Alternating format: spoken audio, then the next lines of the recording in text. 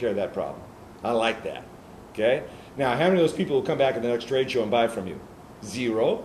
Do you think anybody's going to make an effort to arrange to come and see you again for that? No. All of these were accidental orders to begin with when you're starting out, testing out.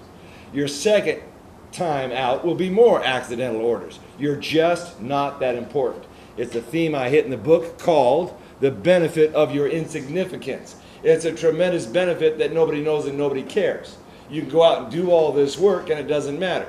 You can be late. You told everybody you'd ship September 1 and you don't ship September 1.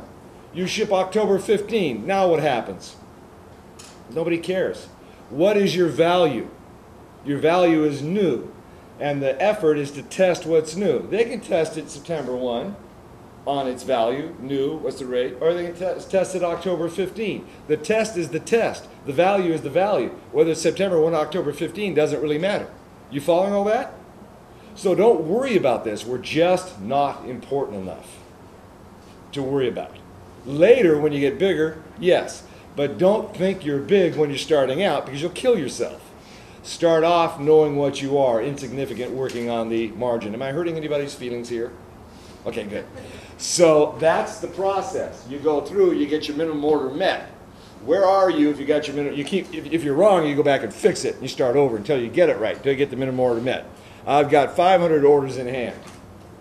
They're $100 each. So that's $50,000 in orders. Let's say our first minimum is big. So let's face that problem.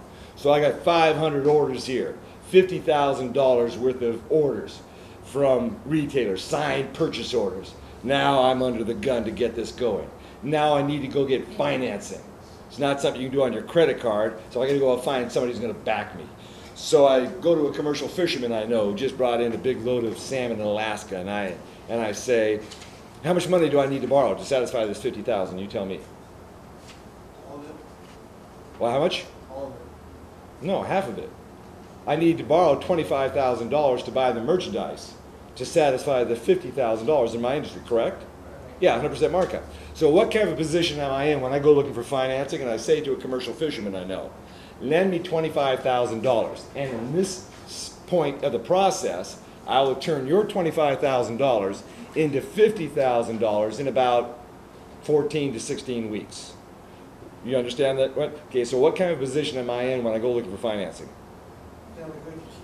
Incredibly good position. This is why none of us ever have a problem getting financing. When you got the orders, the problem there is the fisherman says, you're going to take my $25,000 and you're going to turn it into $50,000 in about 12 to 16 weeks. And you want to give me what percent? No, since you're taking my $25,000, I want $12,500. I want half of your $25,000. That's when you pull out my handouts and you say, my net is 10%. I'll give you half of my net after I've partied hardy as part of my lifestyle. I mean, you don't have to say that to the commercial fisherman. But you understand what I'm saying. Financing is not the problem. The problem in this business is what? Pop quiz. Customers. There you go. Customers. Okay, good. So that's the process that you go over time and time again.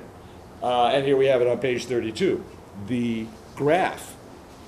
What we're doing here is that orientation, what I talked about today. So you do the product development, you do the market research, you do the product research, you source that product in the best place in the world to have the product made. You do the prototype marketing. Then were your, just what I said, going through this process, were your minimum goals met? No. Well, you'll know why not. Wrong shape, speed, function, material, whatever else, you fix it. You go back to the beginning, start over, and then you do it again. Keep going at it until you get that minimum goals met. When that answer is yes, then you arrange the financing, then you place the orders, then you organize the warehouse, then you organize the operations, receive the goods, ship the orders, analyze that response.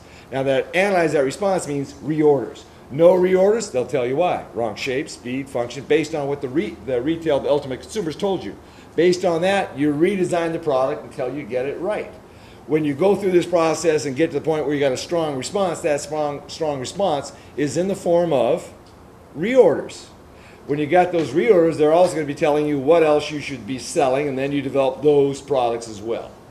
Okay? So that process is over and over, and it becomes this ever-growing circle, and then these other circles as well, so your business grows exponentially to the point that makes you happy. Okay? You used to get it in your fishnets, now you only get it in your night dress. Discarded all the the naughty nights for niceness, landed in a very common crisis. Everything's in order in a black hole. Nothing seems to pity is the past.